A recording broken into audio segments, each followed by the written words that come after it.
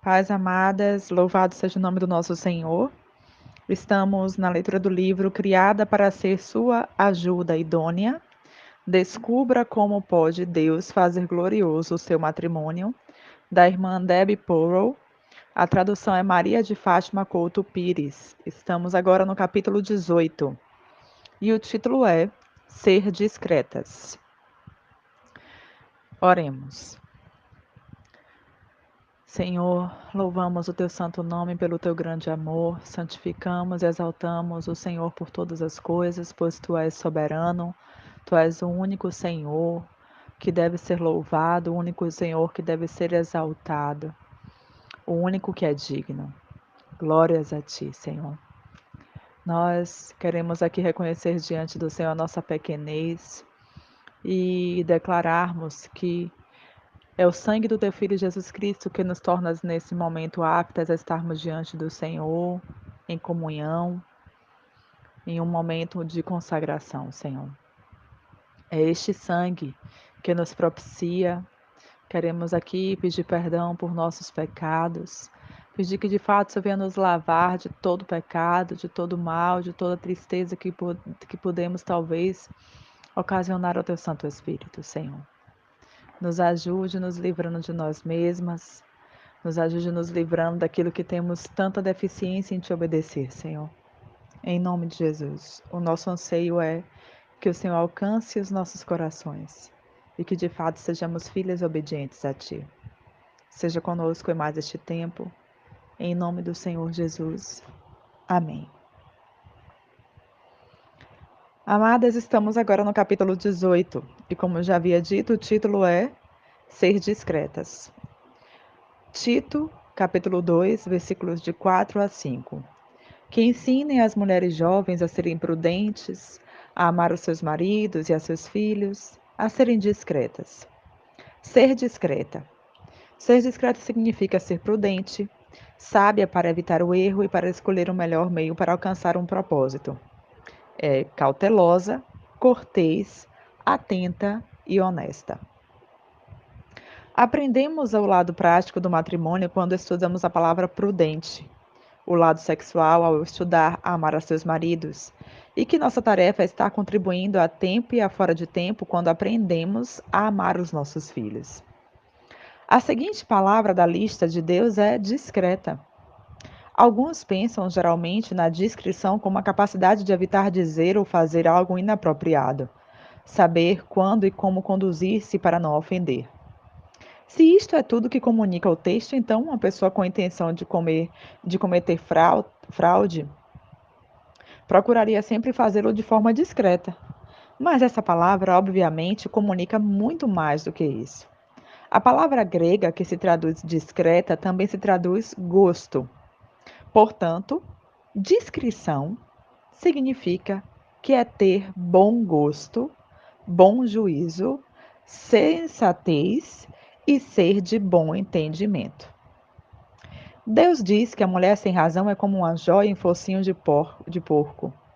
Ela é ridícula, é fora de lugar, uma vergonha, um disparate. Algo que era para ser formoso se converteu em algo ridículo no contexto da descrição. Ela poderia ser bonita, uma verdadeira joia de beleza. Porém, se a joia está no focinho de um porco, para que ela serve? Como joia de ouro em focinho de porco é a mulher que se aparta da razão. Provérbios 11, versículo 2.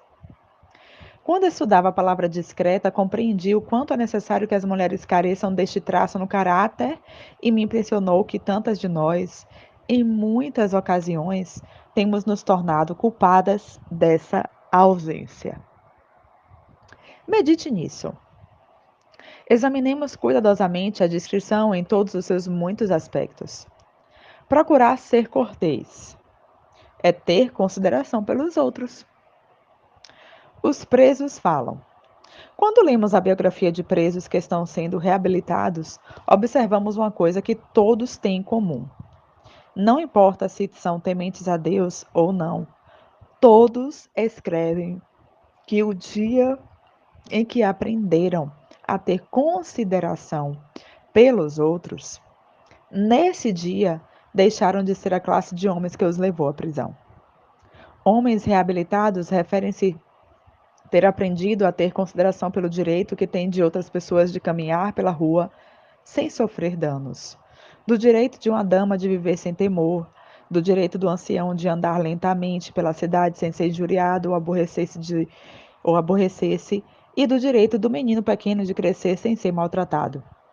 Consideração, simplesmente, é outra maneira de fazer ou de dizer: faça com o outro o que você quer que o outro faça com você. O menino aprende a ter consideração quando observa os seus pais mostrando consideração.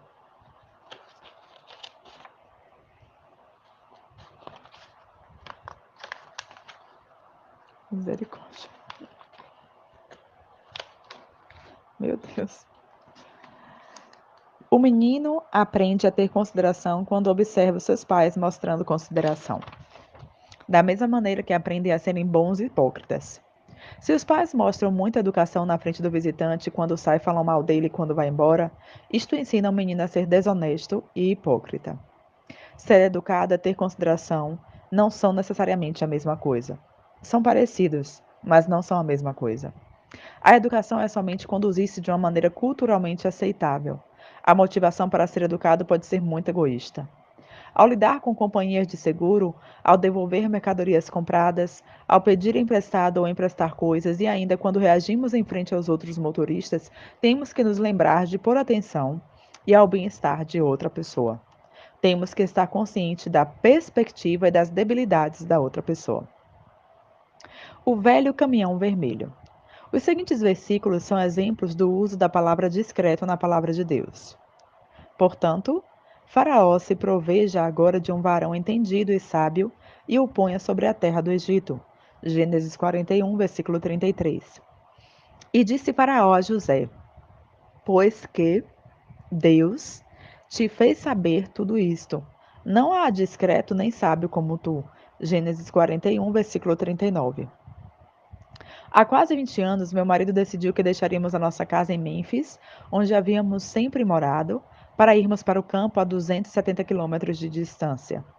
Em nossa nova localização, muitos dos vizinhos eram de educação amigável e de denominação. Não tardou muito em dar-nos conta de que a discrição era uma qualidade de caráter altamente valorizada entre essas pessoas simples. Os nossos vizinhos amigos nunca se aproveitaram de nada e jamais enganariam nem roubariam. Ninguém busca o seu próprio bem e sim o que é do outro. 1 Coríntios 10, 24. Nós tínhamos uma velha caminhoneta vermelha, que praticamente era uma sucata, mas, todavia, ela funcionava. Um dos jovens, Amish, que não tinha veículo, precisava de uma dessas para um pequeno projeto de transporte. E lhe dissemos que poderia usar a velha caminhoneta vermelha. Era muito, muito velha. O piso é extremamente oxidado a ponto de desmantelar-se.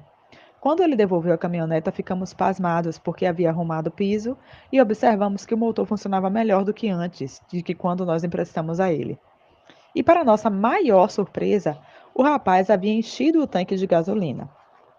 Calculamos que a gasolina que agora tinha ia durar mais do que a própria caminhonete.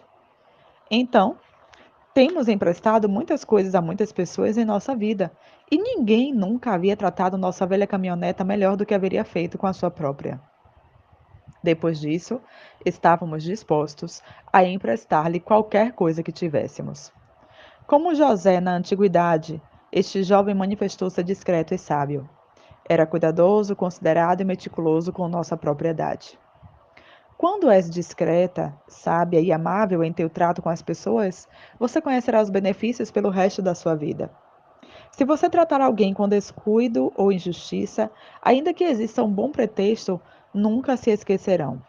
Outros comentarão em secreto tuas injustiças, acrescentando o seu conhecimento de tua falta de trato honesto com eles. É impossível escapar da semelhante reputação. A pessoa discreta tem que mudar-se com frequência, deixando para trás a sua manchada reputação. A honestidade, a amabilidade, a integridade e a discrição nunca deixam de pagar utilidades. Procura ser honesta. Discrição é bom juízo. A porca elegante. Uma pessoa sem discrição é uma pessoa sem honra. Lembre-se da joia no focinho do porco. Como joia de ouro em focinho de porco é a mulher formosa, apartada da razão, ou sem discrição. Provérbios 11, 22. Se uma mulher se aproveita das suas amigas pedindo favores desnecessários ou pedindo emprestado e não devolvendo as coisas, está manifestando uma falta de cortesia básica, no qual é um elemento importante da discrição. Quando uma mulher manipula as pessoas ou situações, fazendo que outros se sintam usados e, entretanto, sorri vitoriosamente por haver ganhado, ela é a que em realidade perdeu. Mulheres que querem o melhor alimento, roupa, assentos, joias, carros, etc., são presas por Satanás. Porque a ira destrói o louco e o zelo mata o tolo. Jó 5, versículo 2. Nécio, tonto, simples, que menospreza o caráter. É tão fácil enganar uma mulher nécia, fazendo-a crer na mentira. Satanás se encarrega de brindá-la com abundantes oportunidades de usar as pessoas. Ela quer fazer de todas nós umas nécias. Porém, a mulher sem discrição é presa fácil, de modo que para ela é fácil fazer com que se extravie. A mulher sem discrição vai ao restaurante e pega 10 envelopes de açúcar para adoçar o seu café, usando somente um e levando os demais para casa. Ela usa os recursos dos outros e ela se considera muito certa por ganhar. Logo, ela comenta com as suas amigas o que ela fez. As que escutam poderão rir, e ela interpreta isso como admiração, porém se retiram conscientes de que essa amiga tem qualidades repugnantes. Ela não é considerada e nem cortês e nem atenta. Usa os demais sem reparar na dor que podem causar. Podes ver porque Deus chama essa atitude de como joia no focinho de porco? Os homens estão conscientes de que algumas mulheres são espiritualmente sagazes e sensíveis, assim tendem a ter uma espécie de reverência, a menos que a mulher haja demonstrado o contrário. Eles gostam de crer que suas mulheres são boas, íntegras e limpas, e que suas consciências são puras. Eles têm se livrado de muitas contendas em defesa da honra de uma mulher. Na prisão em que meu marido visitava, cada semana, para pregar, todos os homens têm suas mães em alta estima, porém, há muitos poucos lhe interessam seus pais. Se um homem íntegro tem a desgraça de ter uma mulher que tem qualquer suspeita de desonestidade, esse homem se sentirá envergonhado. Porém, será uma vergonha silenciosa e corroerá a sua alma e a sua honra. O incorruptível ornato de um espírito afável e tranquilo que é de grande estima diante de Deus. Finalmente, sedes todos de um mesmo sentir, compassivo, amando-os fraternalmente, misericordiosos e amigáveis. 1 Pedro 3, do versículo 4 ao 8. Procure ser agradecida, pois discrição é um bom gosto. A estufa. Leremos agora uma carta. Estimada senhora Powell, eu sei que o gozo procede de uma completa sujeição a Deus e ao meu marido. Isso significa que não devo sentir-me frustrada e simplesmente esgotada, não é? Então eu tenho uma pergunta. A esposa deve se calar quando sabe que seu marido está tomando uma má decisão? Ser ajuda idônea não significa que é necessário ajudá-los a tomar uma melhor decisão? Na semana passada, meu esposo foi comprar um novo fogão, pois não fazia muita falta. Escolheu um fogão de primeira qualidade e estava disposto a pagar muito mais dinheiro, demasiado, para conseguir o melhor.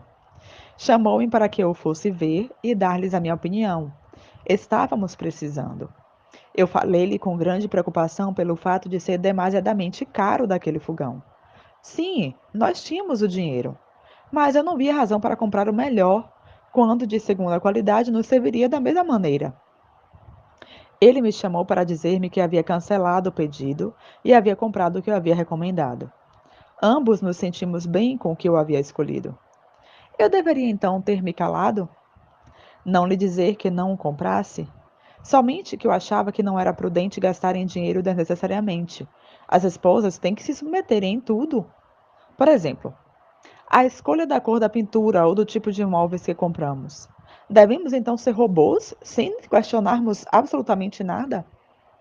Ele colocou os meus filhos mais velhos na escola pública contra a minha vontade e já começou a ver efeitos negativos. Suponho que terei que viver com isso, não é? Acredito que eu estou livrando ele, a mim e a nossa descuidada filha menor de muitas lutas. Realmente desejo fazer o que é correto e luto com isso o tempo todo. Eu desejo o gozo genuíno, mas eu simplesmente não o encontro. Assinada Ruth.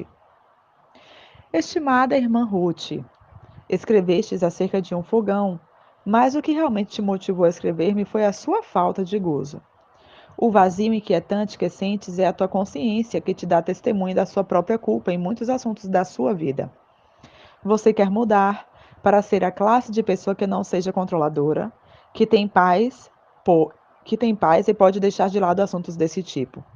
Mas há outra parte de você que deseja pegar-se e justificar as mesmas ações que trazem tanta dor na consciência.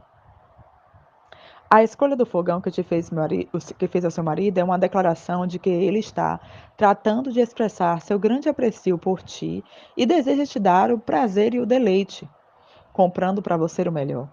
A tua contradição de sua escolha, ainda que seja a melhor opção, entre aspas, comunica a ele o pouco que você o valoriza, mais do que comunica como valoriza o dinheiro.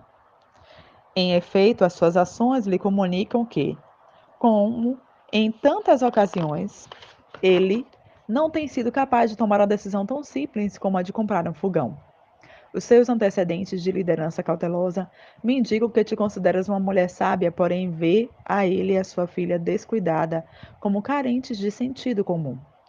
Considera que a seu marido falta discrição no uso do dinheiro, a criação dos filhos e outras muitas áreas. Porém, não é a falta de descrição de seu marido o que inquieta a sua consciência. É a sua falta de discrição. A sua falta de gozo delata a verdadeira condição da sua alma. Não gostas de como és, porém não sabes o porquê. A maioria das mulheres poderiam dizer a seu marido qual fogão queriam ou qual a cor da pintura que preferem, e até discutir o assunto com ele, e isso não teria maior importância ou problema. O que tem importância para ti, porque o problema não é o fogão, mas sim o fato de que você veja o seu marido como incapaz. E ele sabe que é isso que você pensa. Por isso a vida é uma luta constante, não é feliz e a tua filha é descuidada, entre aspas, e por isso eu estou adivinhando, você não tem uma vida sexual satisfatória. Tudo está ligado. Qualquer que seja o tema do momento, suas ações denuncias que considera que você é um pouco mais sábia que ele, pois você acha ele tonto. A sua consciência fala mais forte, te avisa das coisas que você tem adotado, mais forte do que a sua lógica e mais forte do que a sua sabedoria para salvar a família da sua necessidade. A sua consciência, ao menos, está dizendo a verdade, e por isso você está me escrevendo. Tens perdido o prazer de que um homem faça algo especial por ti. Tens abandonado as coisas importantes da vida. A mulher agradecida terá honra, Provérbios 11, versículo 16. Se tivesse sido sábia, agradecida e amorosa quando teu marido te chamou para informar-te da estufa que tinha pensado comprar, haveria rido e deleitado com a estufa que ele escolheu. Se houvesse visto o custo adicional como veria um presente de ramo de flores, um formoso e belo desperdício de dinheiro e extravagante gesto de amor à devoção ao seu marido. A sua vida, especialmente, mas também a dele haveria sido mais rica e plena como resultado. Depois disso tudo, somente era o dinheiro, e você mesma disse que tinha os recursos para comprar o fogão que ele escolheu. Ele haveria ficado feliz se você tivesse gostado do que ele havia escolhido. É algo tão simples e mais do que poderia ter mudado a sua relação em algo maravilhoso. Cada vez que estivesse em frente ao fogão cozinhando, você se recordaria do amor do seu marido, porque ele quis te dar o melhor. E cada vez que ele te visse cozinhando, imaginava a satisfação profunda que ele sempre sentiria por haver se expressado tão esplêndido para com você. Mas agora, cada vez que você cozinha no fogão que você escolheu, sentirás a sua própria sabedoria e economia. E ele recordará a sua recusa e a sua própria simplicidade. E a comida jamais, jamais terá um bom sabor. O fogão que usará será sempre a recordação constante do nécio que é o seu marido. Lembre no capítulo anterior desse livro da esposa que tirou o braço do seu marido quando ele a colocou sobre os seus ombros para que só porque ela achou que ele estava despenteando? Com efeito, isso é o que você faz ao rejeitar o fogão que ele escolheu. Com razão, você te sente frustrada e simplesmente esgotada. E eu me sinto simplesmente esgotada ao pensar no dano que você ocasionou e o que você está perdendo. O seu marido também está cansado desse matrimônio. Se tu pensas em termos desse fogão, aquele fogão, esta escolha ou aquela, se fica calado, ou se apresenta, ou seu querer, enfim, o que realmente importa é a perspectiva do seu coração. Se tua atitude fosse a correta, em cada área poderias comentar com ele sem problema de qual fogão, e ninguém se sentiria rejeitado. Acontece que assuntos como os do fogão se convertem no ponto em que reconhece o problema que existe na sua mente e em seu coração quando a sua relação com seu marido. Não bastara que te imponhas um silêncio obrigado e comece a sacrificar a sua própria vontade. É tempo de começar a praticar a reverência pelo seu esposo. Regresse e leia o relato do capítulo anterior acerca de uma garota chamada Sol e peça a Deus que faça uma obra em seu coração como a que fez nela, se é que você está buscando a Deus. À medida que busca fazer as coisas como Deus manda, Ele te ajudará a estabelecer um matrimônio divino. Leia de novo a história de Jezabel que se encontra na primeira sessão e faça uma lista de pequenas respostas que vai mudar a sua vida. Leia a sessão sobre gozo e aprenda a praticar o gozo e a gratidão. A seguir, leia a sessão sobre o amor ao marido e poderá ambos cozinhar algo realmente agradável sem a necessidade de usar algum fogão. Assinada Debbie. Falta de juízo, a porca magra. A mulher sábia edifica sua casa, mas a louca com a sua própria mão derruba-a. Provérbios 14, versículo 1. A mulher sábia não intenta instruir a seu marido com perguntas fingidas. As suas perguntas serão sinceras interrogações sobre a vontade dele. A débil mulher, que foi a inspiração para a seguinte lista de perguntas, sem dúvida via a si mesma como uma pessoa amável, uma mãe maravilhosa, uma esposa de primeira categoria, e sem perceber estava destruindo o seu lar cada vez mais que fazia esse tipo de perguntas. Doce pergunta que pode fazer com que a esposa destrua a casa. Número 1. Sente-se tranquila de gastar tanto dinheiro para comprar algo. Ele começa a duvidar de sua própria capacidade para tomar decisões sábias. Número 2. Você está certo de que Deus quer que esteja nesse trabalho separado de nós esse tempo todo? Ele vai duvidar de suas razões para trabalhar ali, mesmo que seja um bom emprego. Lembra que tem tido a oportunidade de testificar, contudo ele começa a ficar inquieto com respeito ao seu rumo. Essas perguntas que estamos falando é a que pode fazer uma esposa, mas assim destruindo a sua casa. Número 3. Amor. Eu preciso perguntar-te algo muito importante que tem me deixado instigado anteriormente. Essa atividade que praticas não entristece o seu espírito? O Espírito de Deus lhe tem inquietado com respeito a isso, mas ele trata de não ouvir, pois ele está a ponto de mencionar o tema da noite, porém agora ela se sente desiludida dele. Então ele suspeita que não seja espiritual, mas agora por algum motivo todo esse assunto o faz ficar chateado. Ele se sente pressionado e agora resiste a ela somente para ficar com o controle. Pergunta número 4. Por que você nunca quer ir comigo a tal lugar? Ele não se sente à vontade com aquelas pessoas, porém parecem tão artificiais e seus filhos são tão chatos.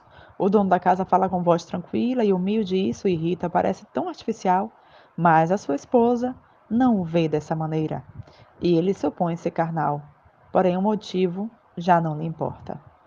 Pergunta de número 5. Antes de casarmos, líamos a Bíblia, ou dizia lê-la.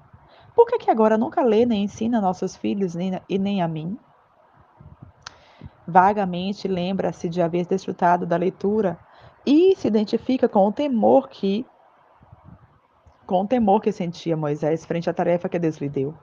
Mas, em algum momento, simplesmente perdeu o interesse. Ele supõe que é um apóstata, ao menos que é o que parece pensar a sua própria esposa. Pergunta de número 6.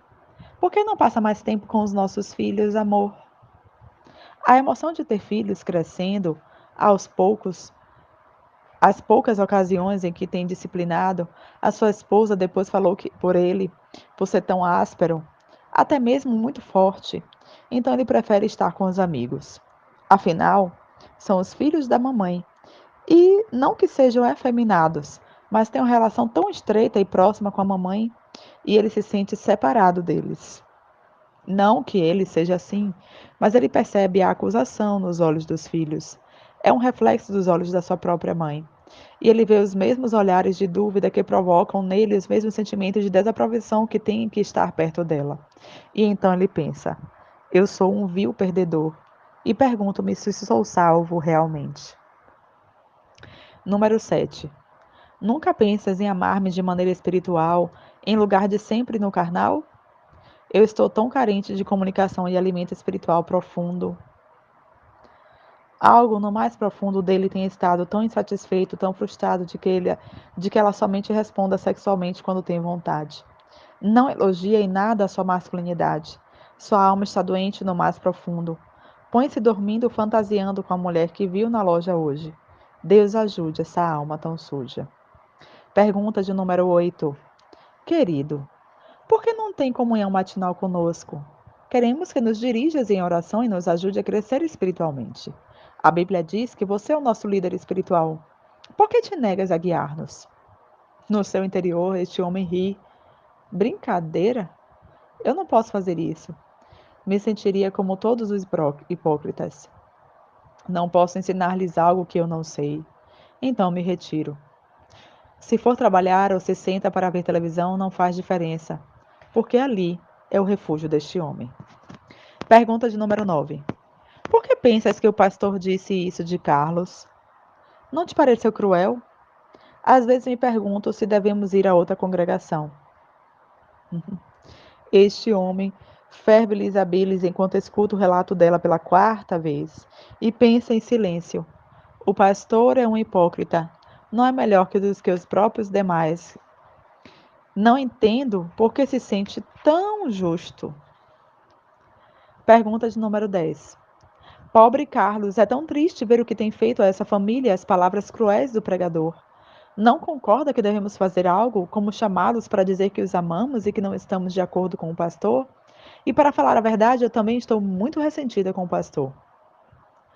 Este marido está frustrado por seus próprios fracassos e cheio de amargura, e aparecem seus sentimentos tão amadurecidos e agora levam ao fruto de concluir silenciosamente.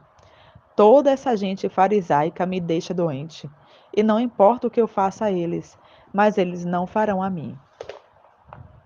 Pergunta de número 11. Amor, a hora da reunião, deves mudar-te? Que? Não irá? Mas você sempre vai à reunião.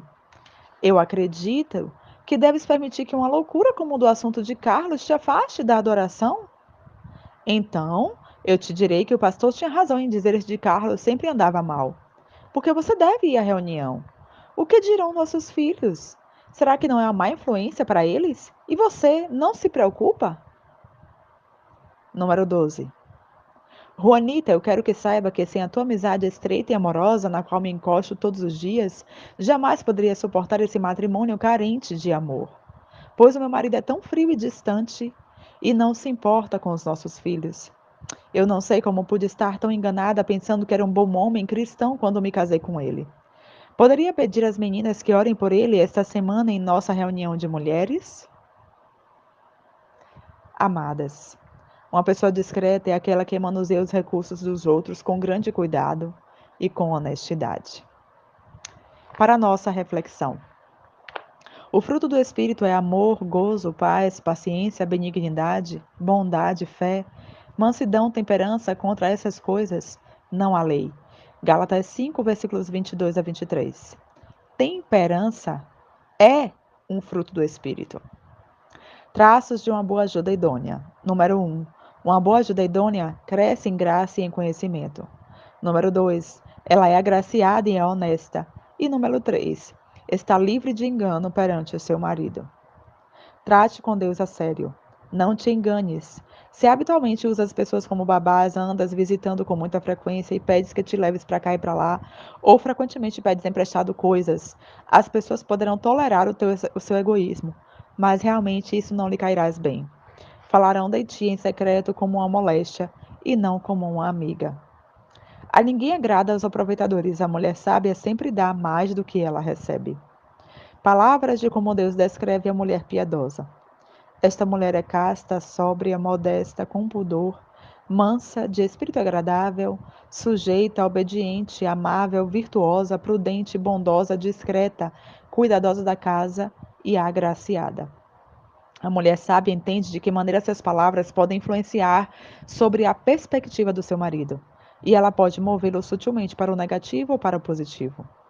O seu marido é a sua cobertura. Colocará a mão em um homem 7 mulheres naquele tempo, dizendo: Nós comeremos de nosso pão e nos vestiremos de nossas roupas.